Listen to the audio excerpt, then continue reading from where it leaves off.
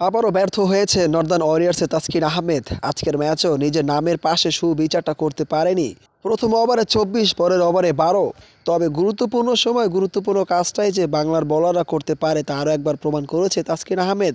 জয়ের জন্য যখন আজমাইনের 42 রান প্রয়োজন তখনই তাসকিনকে বলে আনা হয়। হেটমায়ারের অবশ্যই সেই গুরুত্বটা বুঝতে পেরেছে তাসকিন আহমেদ। রাউলি রসাওকে ফিরিয়ে ম্যাচের মোমেন্টামটা ধরে রেখেছিল বাংলার এই কাপ্তান তাসকিন। তিনি ওই ওভারটা 12 রান দিয়ে একটা উইকেট নিয়েছে এবং জানান দিয়েছে তিনি আছেন। বাংলাদেশের তাসকিন আহমেদ উড়ন্ত সূচনা করার ফলেও এই ম্যাচটা হাতছাড়া হয়ে যায় মঈন আলীর ওই কাছে। শামসাই তিনি 1 ওভারে 30 রান দিয়েই ম্যাচটাকে ডুবিয়েছে। তবে তাসকিন আহমেদ আজকের ম্যাচে খুব একটা ভালো বোলিং করেছে তা কিন্তু বলা যাচ্ছে না।